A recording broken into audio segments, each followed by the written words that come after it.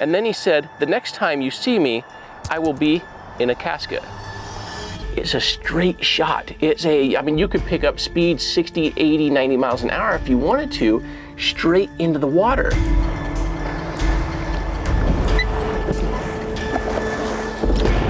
And there's the ramp.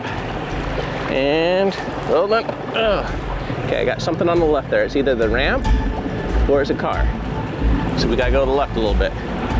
Yep, so see it that way? Oh, wait a minute. Oh, wait a minute. It could be a car. Right there, what is that?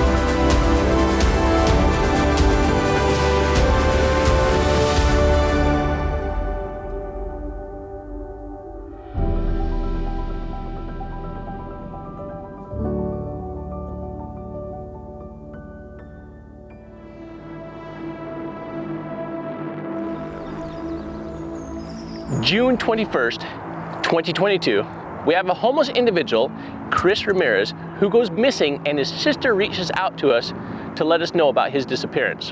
My brother has been missing since June 21st of 2022, and I feel like he's in the lake because he said he was going to drive his car into a pillar off of I-45, but nobody has seen or heard anything from him in 2 months.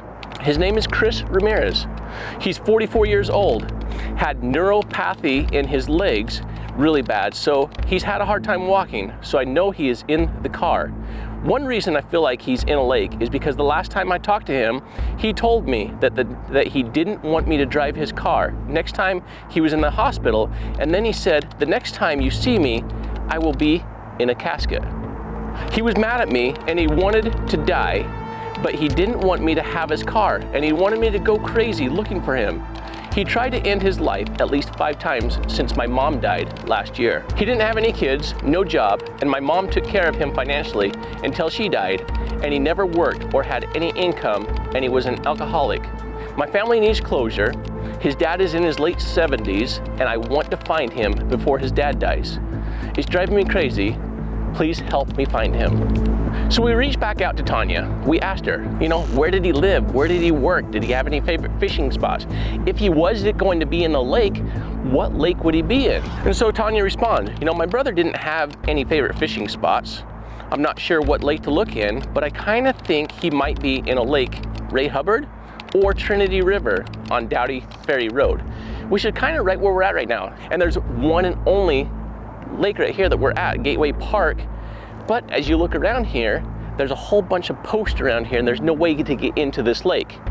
In addition to that, it's just a shallow fishing lake, and so it's not very deep to hide a car. This lake right here also is a good 15 to 20 miles outside of our normal search radius of where was he last seen. Now, we came across the Trinity River just a few moments ago, and unfortunately, you can see the bottom of it. It's really shallow right now, and it's clear. Tanya follows that up with, he was hanging out off of Walnut and Shiloh at a convenience store right by Church's Chicken. The store has 3 names, I can't remember, Maya Hacienda, but his friend Oliver works there. Now, the vehicle that we're looking for today is going to be a red Kia Rio. His license plate number is FRP 4375. It's a smaller car, been underwater, if it's underwater, for just over 6 months. So it's going to be easier to spot, and it's going to give a shine just a little bit different than a vehicle that's been underwater for 2 years, 5 years, 25 years. So that's going to help us in our search today to not waste any time as we're identifying if there's multiple vehicles under there, which one we may want to spend our time diving on as our target. Let me bring you into the RV real quick to jump onto Sartopo to go over those locations that we're going to be searching today and start breaking it down from there.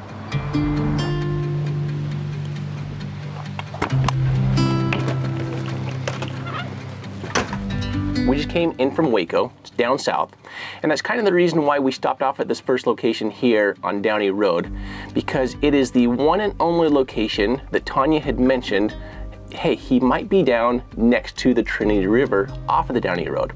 Well, the road turns from Murphy here into Downey, and then it kind of wraps around and then dead ends back into I-45. Now, I-45 is important because Tanya also said that Chris mentioned, I'm going to be driving my car into a pillar on I-45. So we have to start bringing this together as to the clues and the statements that he made. What takes him to the west from Church's Chicken? You know, as we scan back or scroll back out here, we have Church's Chicken as our central location here. So why would Chris be this far south? Why would he be outside of a 15-mile radius as well as over here on I-45? And what pillar is Chris referencing? Like, he's driven the route, he has it in his mind, I'm going to be slamming into a pillar. Well, the car's not been found, and so therefore, you know, right now we feel as though, I mean, a pillar's 100% out. Somebody would have seen a car smashed into a pillar. So now we start coming into some of the other clues to where Tanya feels, all right, Lake Hubbard is nearby.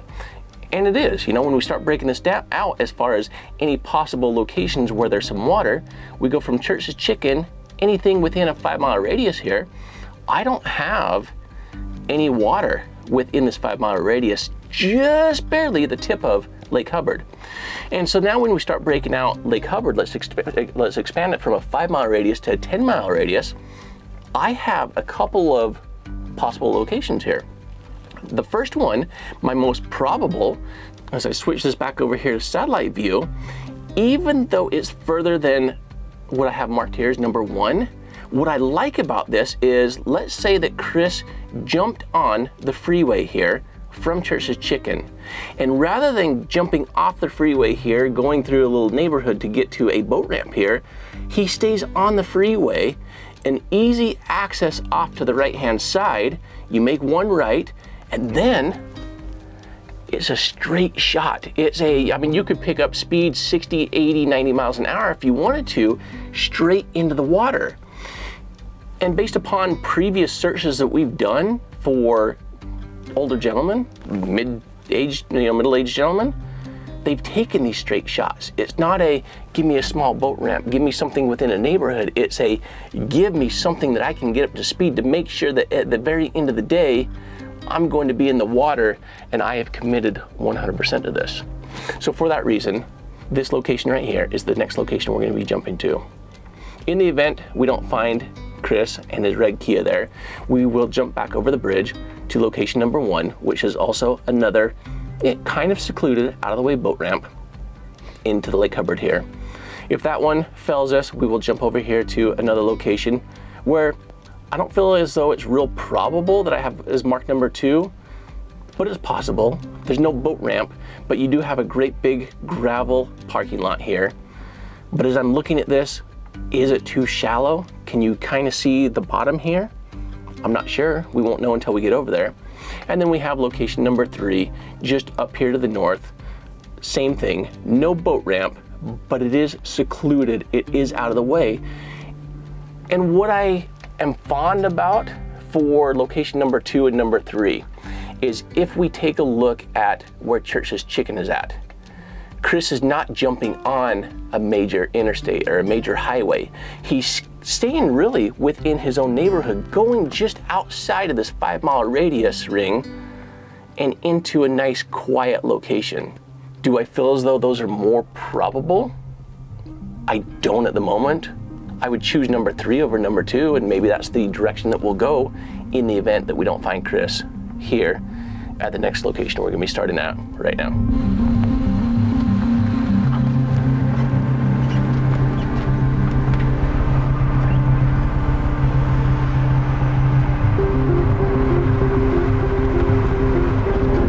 Okay, we got some whitecaps out there today too on this side. It looks like it might be a little less treacherous for us over here on this side, so that's good news.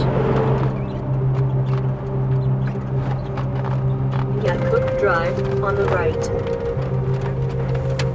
We're in the road work, and I believe our boat ramp's gonna be down over here somewhere.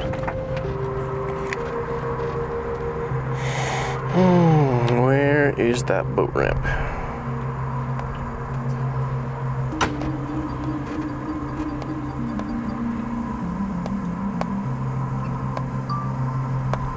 Wait, why do we not have a boat ramp now?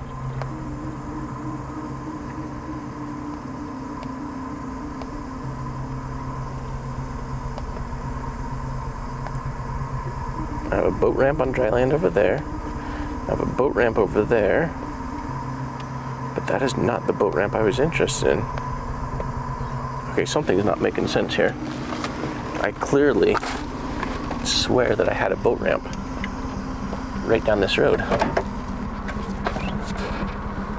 Most probable, right there.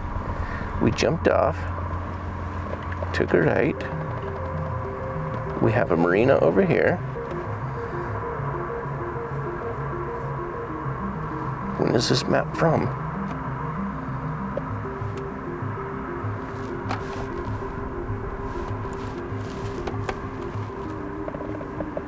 This is not making sense to me. Okay, so that's showing that. See, this map for some reason is not showing a roundabout right here. We now have a roundabout. We have a square. We have a road that goes out. Yeah, it used to be right here. It used to come straight down on that dotted road. Right into the water there. That is the weirdest thing. All right, let's drive down over here. We have a marina over here, but I'm gonna rule that one out, and that already takes this one out. See, sometimes you just don't know until you come and put eyes on things. One map says one thing, one map says the other, and they're building this great big new bridge over here. And so supposedly, where that storage container and the excavator is at, the road used to actually come straight down and used to be a boat ramp over there. We head back across here, and it's going to be this boat ramp right here that we need to go to. In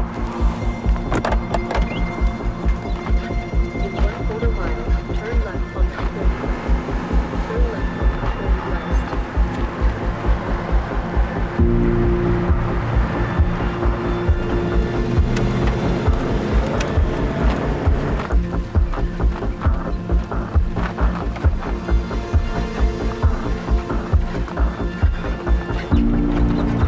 The couple of issues I have, one is the weather and the waves, but I'm gonna go ahead and drop a boat in anyway.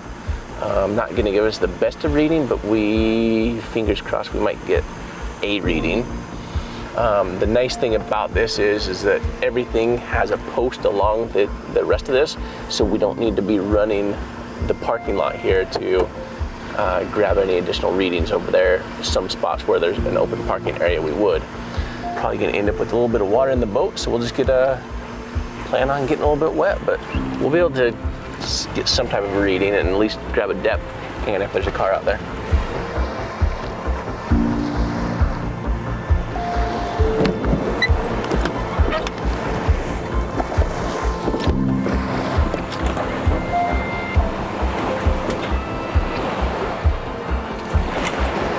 We had the entire lake to do today.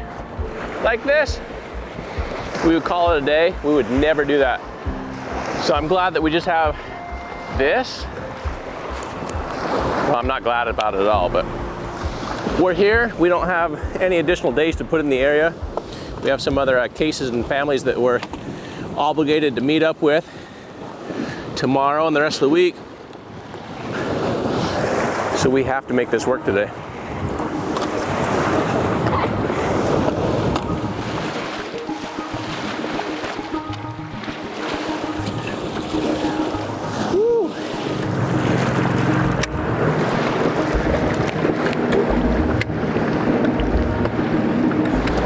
Good news is we are down to 6 feet already, 8 feet, and this is going to be fun and tricky to try to get a reading. And at least it's a smooth bottom, So it's going to take us a couple of passes, but we'll be able to get a reading enough to tell if there's a blob blurb or a car down here. But that right there, believe it or not, is a straight log, but because we're bouncing up and down, it's not coming out straight. But if we can pick up that log, we're going to have no problem picking up a car if it's down here. And it won't be this far out, 12 feet deep here. So at least we have the depth we're looking for. Woo! All right, so that clears it there. And I got one shot coming in at the ramp and we'll be able to have this cleared. Hold on, big wave, whoa.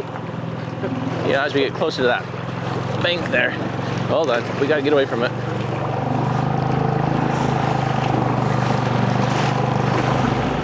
And there's the ramp. And, hold on. Ugh. Okay, I got something on the left there. It's either the ramp or it's a car. So we gotta go to the left a little bit. Pick it up on side scan and down imaging. And it's a log laying across the ramp. See that right at dead center? Here, I'll zoom in on it. So it's just the way the log is laying down there, right at the end of the ramp. But I just want to make sure that I don't miss anything. So we're gonna go directly over the top of it at a 90-degree angle. Yep, so see it that way? Oh, wait a minute. Oh, wait a minute. See it that way? It could be a car. So I need a height to it now. Right there. What is that? Ah. Now see that direction, it looks like a car. So I'm looking for a height. I'm looking for it to pop up like 3 feet high on live scope. Right there, what is that?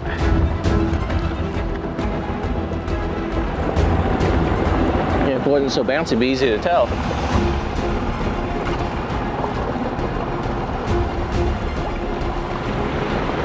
Right there.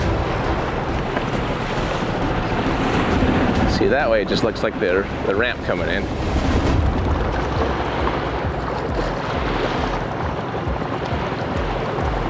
Right there. Woo.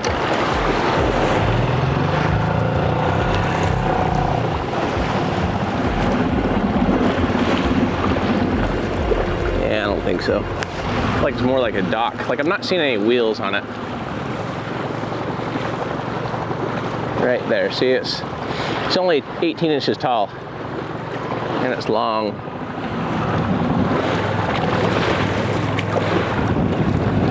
Yeah, even with all these waves, I would say it's not a car. Yeah, I'm gonna say no on this one.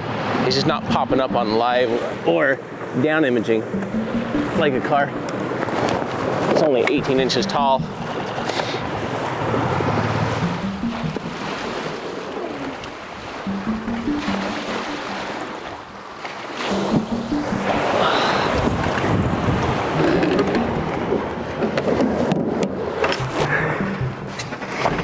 She wrote back again. She says, Oliver works at Hacienda Mile on Walnut, and he told me to give you his number, and I am going to give you mine also.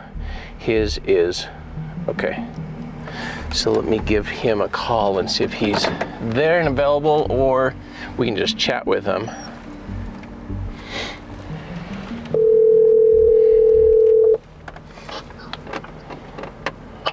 Hey, Oliver, it's Jared calling. Tanya gave me your number. What's going on, Jared? How are you? Looking for Chris is what we're doing. Okay. Oh yeah. How are you, brother? Hey, good. Hey, just looking for some additional details as to some of his patterns and where he might be and where he might go. You know, my understanding is that he hung out there where you work quite a bit, over there on Walnut and the convenience store. Do you know where he would stay at night and some of his regular patterns and routines? Yeah. So basically, he would live at some apartments next to us where his mom would stay at, right? So when his mom passed at night, he would literally go park on the side of the road where the apartments are at, right? He'd sleep there, and then he'd wake up and probably just come here. I'd give him, you know, some bean tacos or something. Then he'd literally just hang out behind the store, maybe drive to like the gas station or something, and then just kind of hang out within the vicinity all day, and then literally just go back to sleep over there. Okay. And with that, I mean, how far are the apartments from your place of work that he would hang out at? Oh man, literally like an eighth of a mile. It's just close. Okay, so everything is central over there off of Walnut, right there in Garland, then. Absolutely, yeah. He would just whenever when he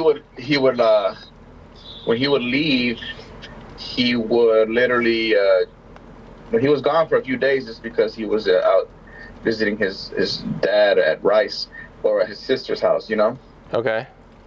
And I told his sister the last day I saw him, I know he probably had a quarter of a tank of gas, if that, His tires were basically shot out. I mean, there's just no way he could get far in that car.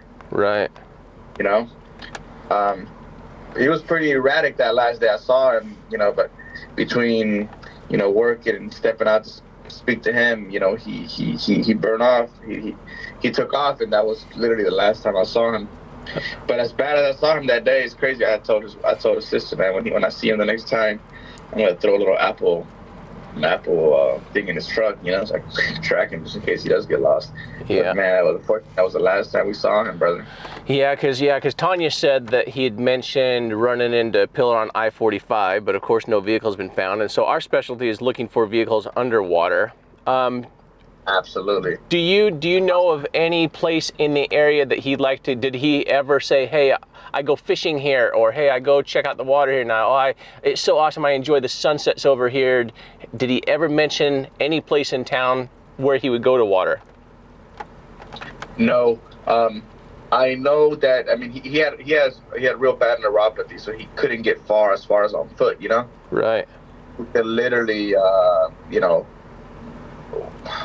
probably walk 100 yards and he was tapped out, Right. So I know as far as like walking into the woods or something, he couldn't get far. He did mention the pillar or running off a bridge or stuff like that. So like I told Tanya, I mean, as many months as he's been gone, I would assume he's probably underwater somewhere, because otherwise the car would have been found. There's one right there off of Miller Road, where the over there at Lake Hubbard, there's that pull-off gravel area. Are you familiar with that one? I'm really not. I mean, I've been to the. I know where the lakes are at, but I'm just not familiar with the ranch. I've never been like a boat ride or nothing like that, Okay, no worries. I guess just my last question. My last question is then, and I appreciate your time. If you were a gentleman that was going to check out, and you were going to do it in your vehicle, and you're going to sink your entire vehicle, where would you go in the area? That's a very good question, because I was actually been thinking about that too. Like, where would he actually be able to drive off without nobody seeing, or having access to the water as well too. That's why the boat ramps, obviously, a good place to start. And I don't know, honestly, man. I've been so busy, I really haven't even had a chance to, kind of veer from where I'm at. 'Cause literally, this stop was his house, Right. He was down here, so I'm thinking, like, what if he did take off that day? Where would he go? And if he took that route towards water, what would be easiest way for him to access it? Right. So yeah, and that's a good question, man. And I couldn't answer that because I haven't had the time to go with it.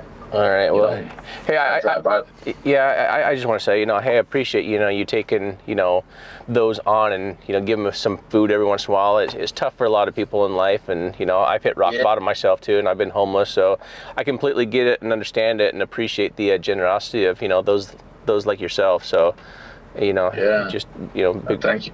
Yeah. I hope we're able to find him, man, because I mean, just kind of to get some closure on him, Unfortunately, other than him staying within the 5-mile radius, there was no new information. There is no water, like Oliver was saying.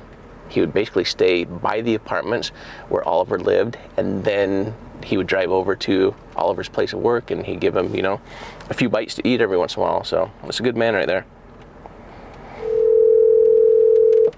Hello? Hi, Tanya. This is Jared. Oh, hi. Hi there. Hey, I just got done. Thanks for dropping me those phone numbers and connecting me with Oliver. I just got done speaking with him about your brother Chris. Okay. And unfortunately, Oliver didn't have any new information that would point us in the right direction as far as getting us to, a location to where your brother might be underwater. In speaking with Oliver, sounds like your brother stayed near the apartments where Oliver lived, and then Oliver was, sounds like he was very kind to him and would give him some food every once in a while when he went over to the convenience store.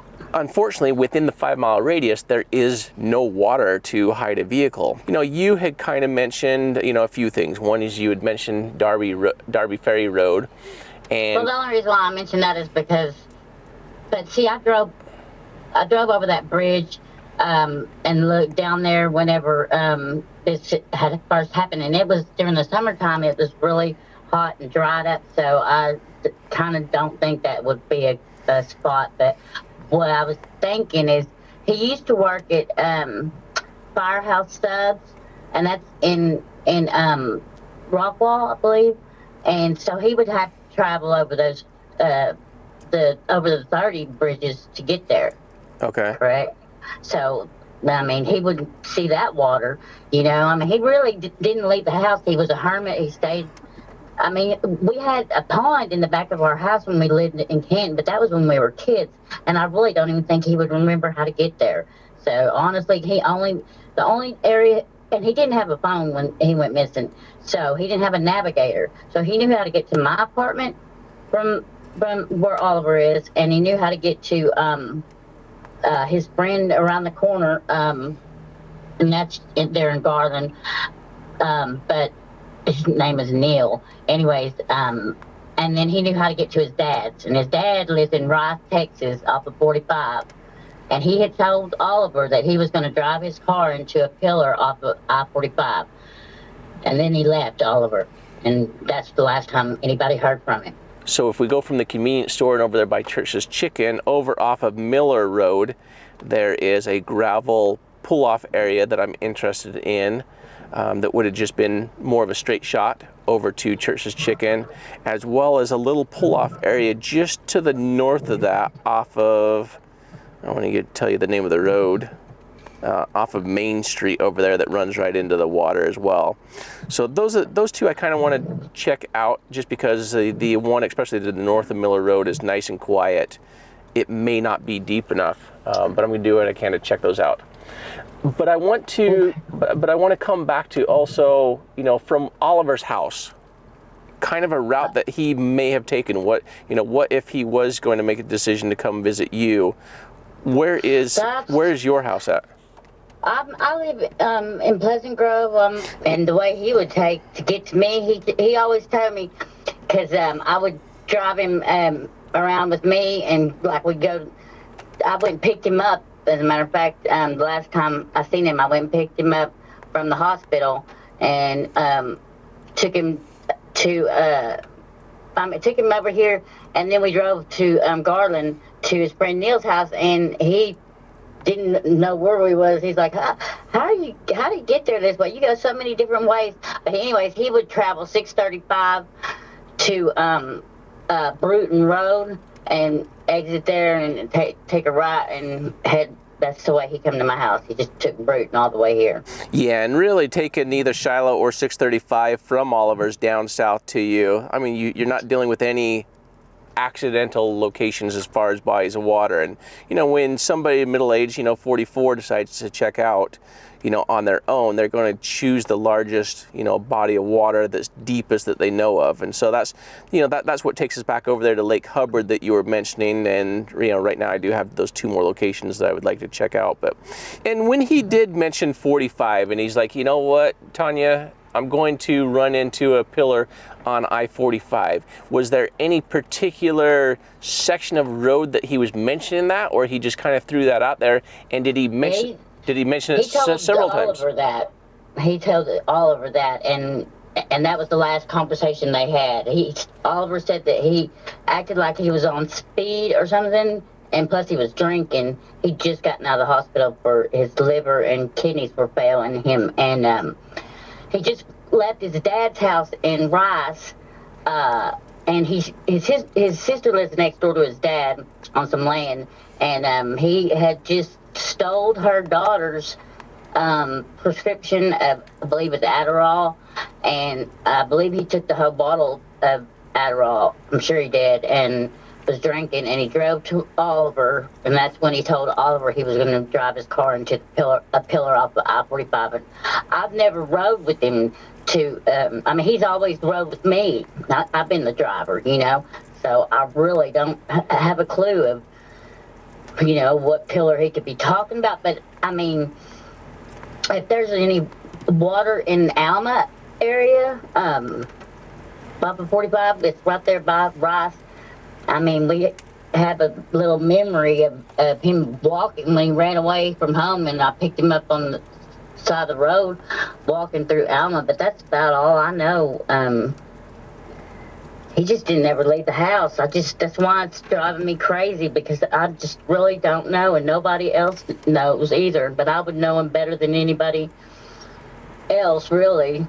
Right. But I didn't see him last. And you don't feel as though he would be able to find his way to Alma. You like you said, he kind of stayed within the area, and you would drive him around. It was... Well, he knows how Alma, you pass through there to get to his dad, so he knew his way from... He could just get on 45 and take it all the way to Rice exit. And so, yeah, he knows where that is, and he would know how to get there. But I don't think I don't think there's any water over in that area. I mean, I think there's like King's... No, that's not there. It's Richland Chambers Reservoir, maybe. That's over in that area. Okay. I think you have to go over Richland Creek or something like that to get to his dad's. But yeah, and have you spoken with his dad? Did his dad say when the last time was that he spoke with him? Yes, I've spoken to him. As a matter of fact, I called him and told him that y'all were here and y'all were fixing to go look for Chris, and he told me to keep him in touch. But the last time he talked to him was 2 o'clock. I mean, it wasn't him, it was his wife. Like I said, she seen him at 2 o'clock on, I believe it was the 21st of June, 2 o'clock in the afternoon, and he was leaving from his sister's right next door, and that was when he stole those pills, and that was all the last day that they talked to him and seen him. They were the last, Chris's dad and Oliver was the last two people that seen him. I seen him last on the 18th. And so his sister in Rice as well? Yeah, she lives next door. She's younger than me. I'm his older sister, and he lived with me forever. Okay, so he stole the pills. Was his sister the last one that saw him, or was Oliver the last one who saw him? I believe Oliver was. Because Okay. like I said, he stole the pills, and then he went from Rice to Oliver, and then he left Oliver, said he was going back that way. And he had a quarter of a tank of gas and no money. Okay, so the last words that he had with Oliver was, "I'm heading down towards Alma and Rice." But he said, I'm going to drive my car into a pillar off the I-45.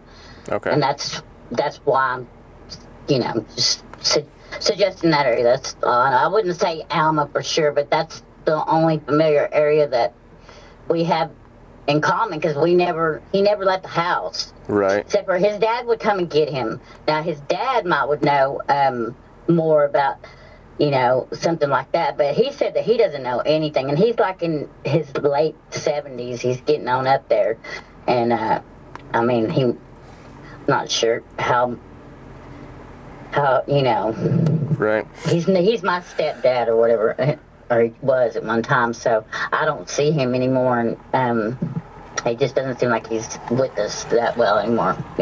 Okay. What about Mom? Where's Mom buried at? Mom, her ashes are around his neck.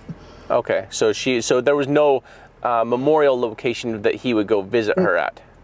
No, nope. That's Okay. Yeah. He wouldn't know how to get to one if there was. Okay. Because I would think Canton is where we grew up when we were kids, but he wouldn't remember how to get there. He just knew how to get from Walnut to my apartment and to his dad's. That's it.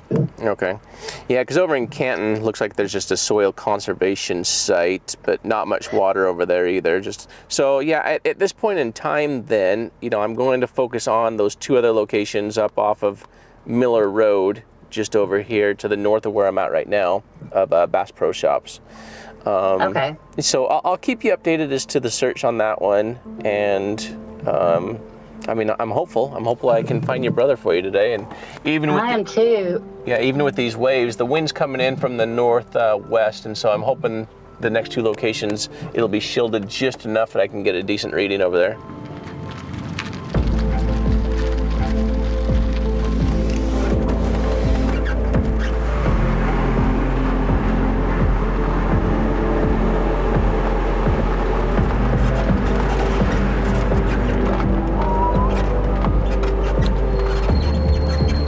On the map, it gave the impression that you could drive along this side over here and potentially get off into the water.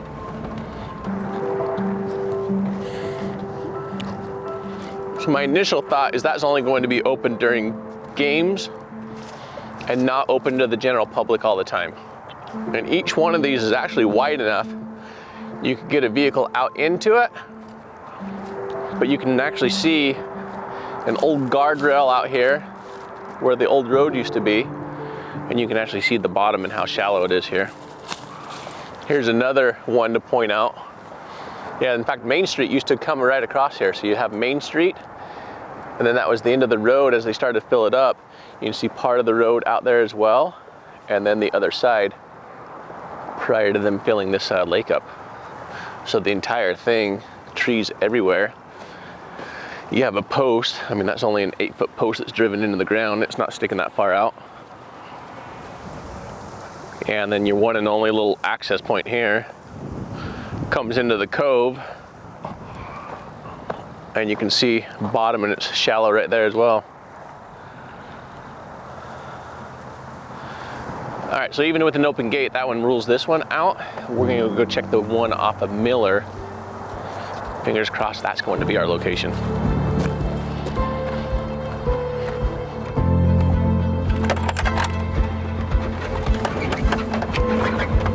3/4 of a mile, turn left on President George Bush Highway.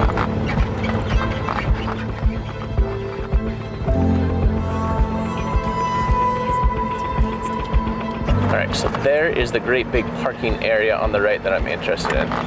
It appears as though there is nothing preventing you from driving off into the water. And if you timed it just right, later on in the evening, nobody's around, nobody's going to see. The question is it deep enough?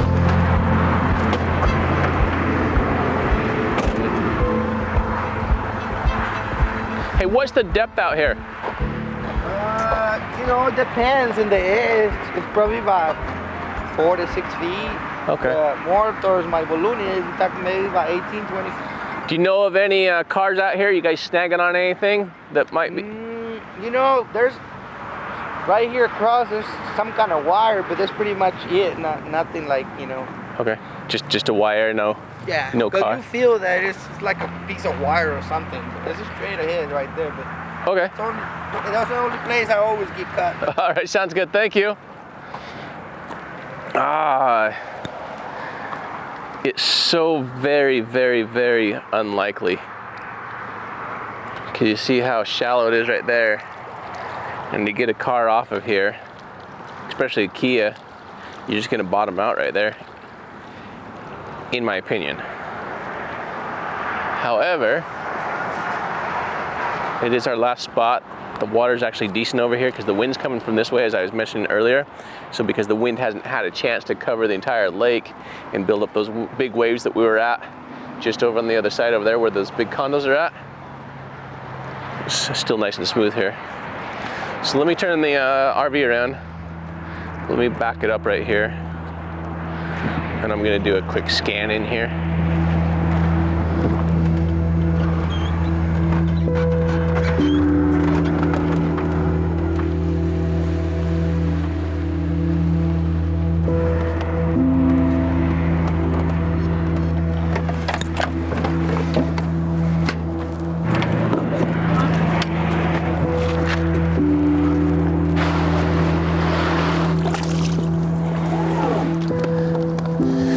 this location that we're actually at also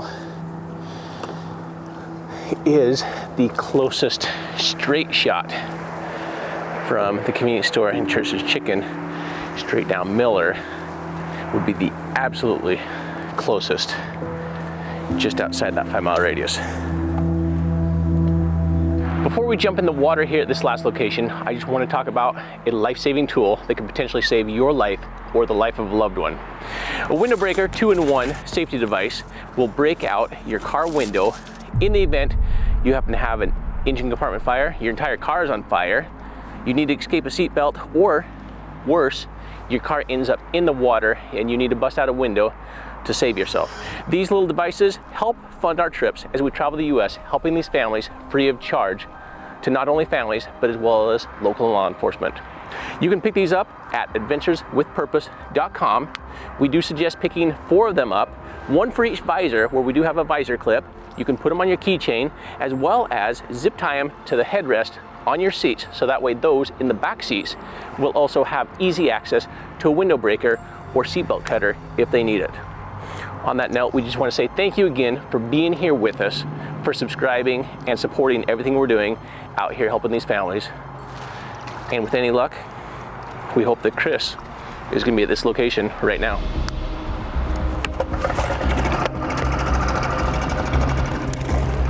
Get these down. Oh, that's plenty deep.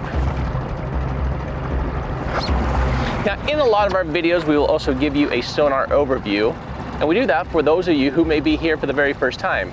The 2 systems we're using, one is we are using the Hummingbird, and the other one we are using the Garmin LiveScope. Now with the Garmin LiveScope, things are happening here in real time. So as a fish swims by, you're gonna be able to see a fish swim by. If a vehicle pops up, we're gonna see the shape of it. We can turn it around. Think of it as a flashlight in a dark room that we're using to shine directly on it. Now the other one, the Hummingbird, we use side imaging as well as down imaging. The top screen here is our down imaging. So anything that's black from the very top to the gold in the bottom is going to be the water column. It will adjust automatically. Now the one on the bottom is side imaging. You'll see that my grids, I have 75 feet on the left and 75 feet on the right.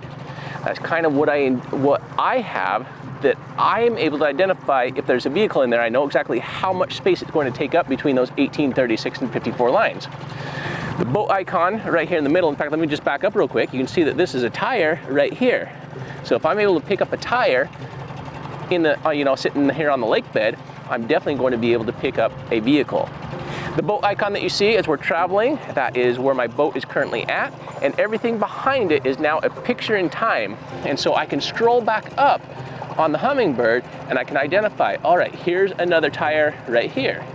I can scroll back up. I've got a log that's over here on the right-hand side. And so this gives me, the ability to really, review my data that I had, whereas the LiveScope, I can't review any of that. So as we are using these 3 systems, we're able to really triangulate if there's a vehicle under here. Normally I'm going to pick it up on side scan first, and then I'm going to come over the top of it with down imaging as well as LiveScope and identify, is this a vehicle? Is it sitting on its wheels? Is it upside down? Is it on its side? How long is it? Is it a truck? Is it an SUV? And those are all the systems, the sonar systems that we use to help us pinpoint and find our targets underwater. So the biggest spot that I'm interested in is where those gentlemen are fishing, and mainly because we're looking for a smaller car, a Kia Soul, that it's not going to come across rocks like this. It's going to bottom out. But down here where they're at, there's 2 or 3 potential points of entry to where he could get across. The vehicle comes out, it floats, and it's definitely a lot deeper than 4 to 6 feet. We're at 7 feet right now, and we hit some spots that were 8 to 9. So with that, I do have a little bit of a hopefulness that we may get lucky in finding Chris out here today. It's a perfect spot, perfect location, straight down the road from the last spot that he was last seen.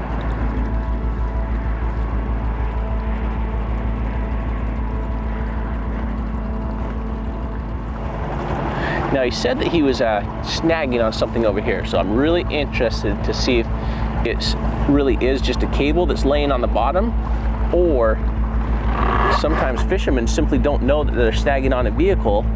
We had one particular vehicle that had been underwater for 20 plus years, And with that vehicle, it had 3 people inside of it, and fishermen had been snagging it for 20 years. A lot of lines were on it.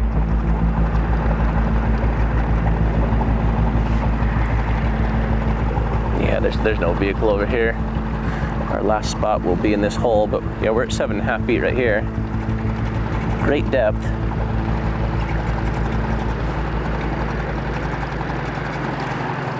But no vehicle.